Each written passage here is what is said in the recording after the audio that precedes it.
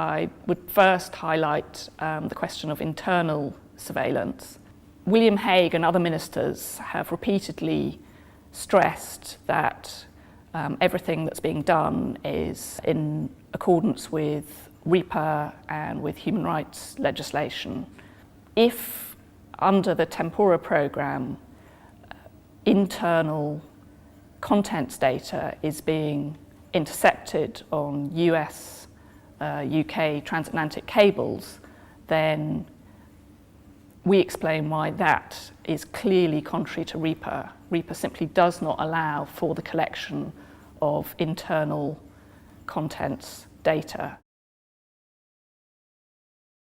I don't think RIPA is fit for technology in the 21st century. A lot of what's now would be categorised as communications data under RIPA is very important personal information. So, for example, an email address, or at least arguably the contents of a Facebook page, the contents of a Twitter feed. Now you can gather a great deal of information from communications data and metadata in a way that previously wouldn't have been possible.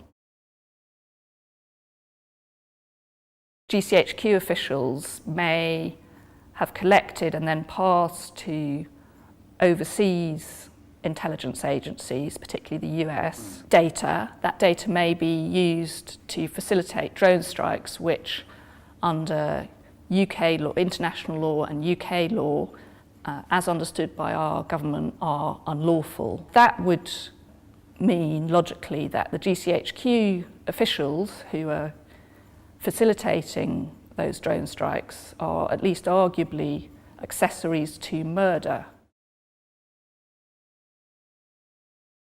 Even if these matters aren't justiciable, then in our view that isn't the end of the point, because it seems to us very serious that GCHQ officials may be an accessory to murder, and yet there's no statutory framework governing what's going on, no statutory duty on the UK to investigate what's going on.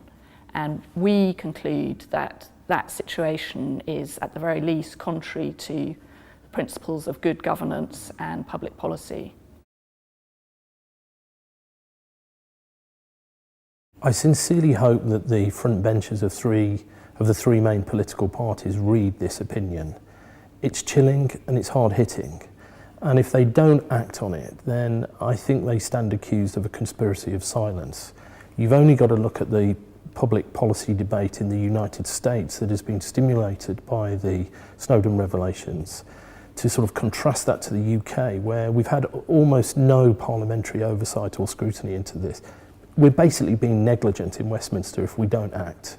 And I sincerely hope that the Foreign Secretary and the Shadow Foreign Secretary will take this with great seriousness and act more quickly with a sense of urgency.